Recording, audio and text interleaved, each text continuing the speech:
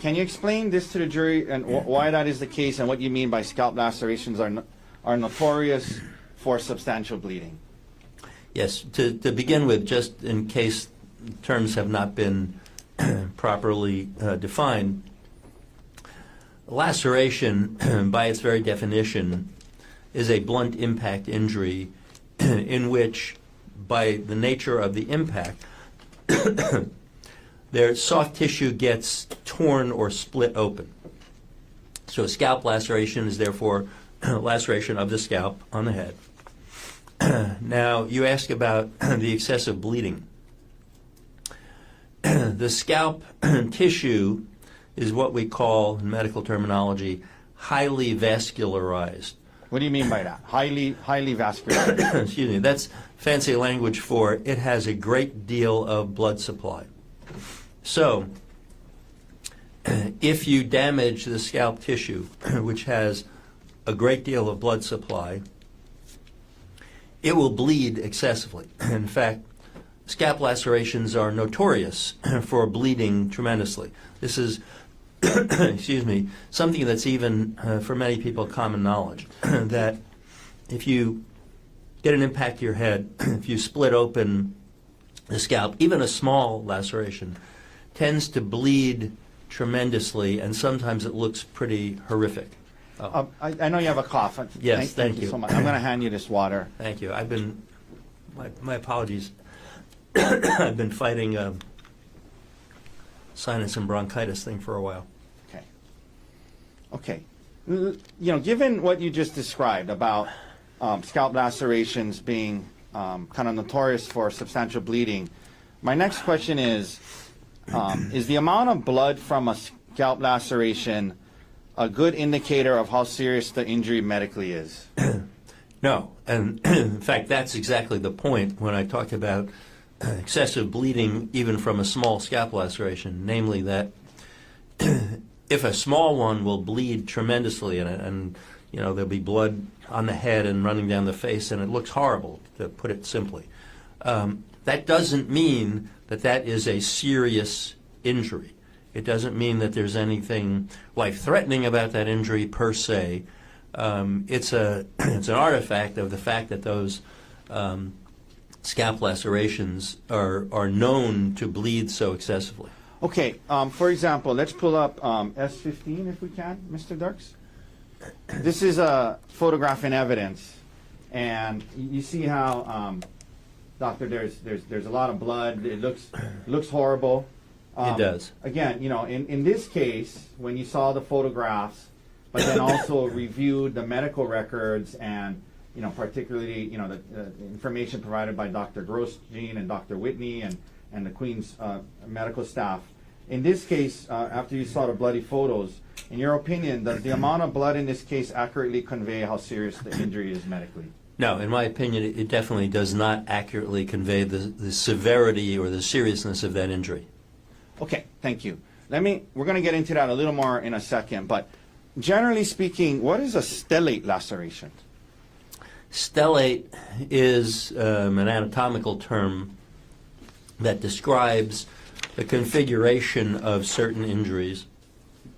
And the word stellate means star-shaped. So you can see this with some lacerations. Just as an aside, it's not related to this case, you can see this with certain kinds of gunshot wounds where you have, instead of a very simple laceration, which will look like a line, it's a line of interruption of the tissue or splitting of the tissue.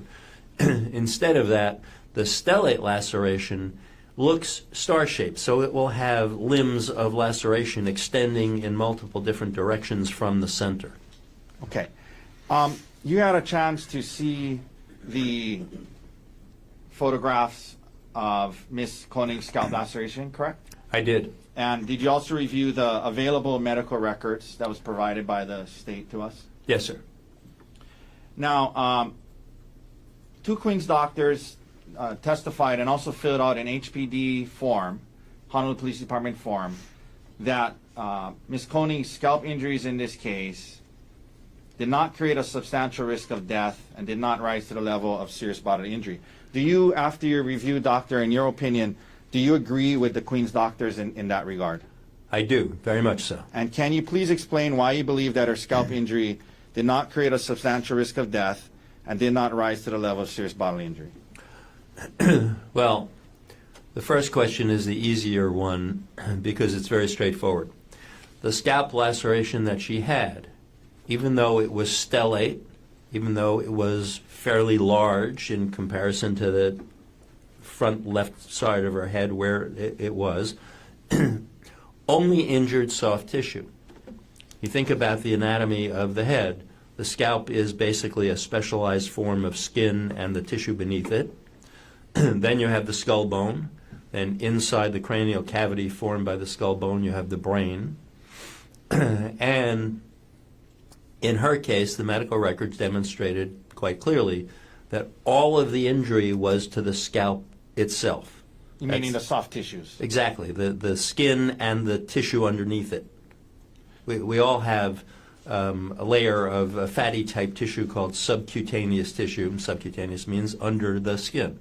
So the scalp is both of those, the skin and the subcutaneous, and that's all that was injured. The bone wasn't fractured, the brain wasn't injured, there was no bleeding around the brain, anything like that. So simply having a soft tissue injury that requires cleaning out and sewing up is not a life-threatening injury. Okay.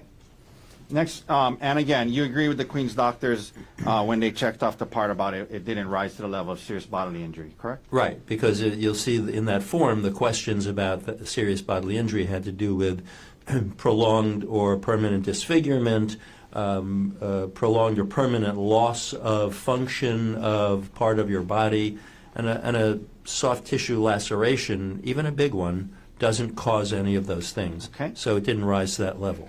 Now, Doctor, the Queen's doctors also both checked off the box that said she did not have a serious concussion. Did you also agree with that? I did. Now, Doctor, were you also asked to provide opinions as to whether Ms. Konig's injuries were consistent with what she reported? Yes, I did arrive at such opinions. And did you review her multiple statements given to the police to do so? Yes, sir. And you mentioned the grand jury and things like that, right? Yes, I did.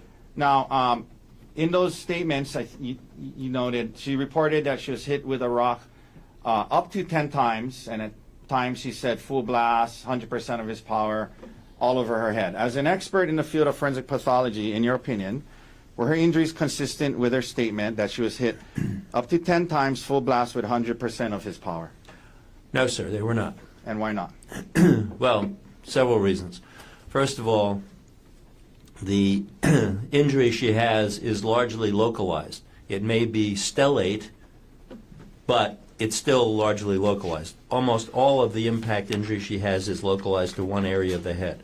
So it's not consistent with all over the head. Frankly, it's also not consistent with likely being up to or around 10 impacts. It's consistent with fewer impacts. And the other thing is the part of the element in your question about full blast, using all of his strength with the rock. That would very likely result in more severe injury. Okay. It would likely result in skull fracture. It would likely result in bleeding around the brain or brain injury itself. Okay. Now, you indicated, not consistent with, up to or close to 10 blows.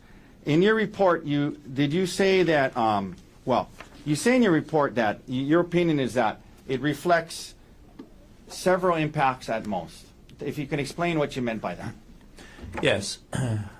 What I intended to convey with that wording of several impacts is that, in my opinion, that stellate laceration is most consistent with being approximately 2 to 3 impacts with the rock. Okay. So possibly 2? Yes. But to be fair, you indicated that looking at it, possibly could be 3, right? Yes. My best estimate is approximately 2 to 3 as being most likely. Okay, thank you. And that's after looking at her statement. I mean, that's actually after studying the photographs and whatnot, yes? Correct. In the statements that you were provided, did you see where Ms. Konig was telling the detective that her back of the head was being bashed against the ground? Yes, she did state that. And did you find her injuries to be consistent with that statement? No. She had said being grabbed by the hair and having her head bashed into the ground, the back of her head. There's no description of any injury to the back of her head in the medical records, nor were there any brain injuries. There's a particular pattern of brain injuries that could occur if the moving head strikes the stationary ground, such as being bashed into the ground that way, and she didn't have any of those either. Okay. And to be fair, I should ask this earlier. I mean, to be fair, it was a complex laceration on her scalp. Yes. Oh, yes, sir. Okay. Now, you mentioned in your report an injury to her eye, and I want to ask you about. You made some comments about her eye injury. Are the orbital bones around the eye thin and fragile? Some of them are. The orbit is the eye socket. And some of the bones that form the eye socket, especially the roof of the eye socket, as we call it, those are very thin, fragile bones that can be easily broken. Okay.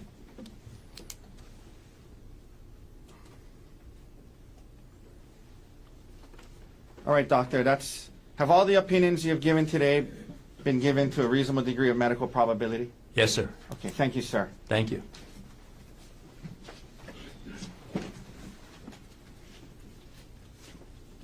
Mr. Gordon, cross-examination.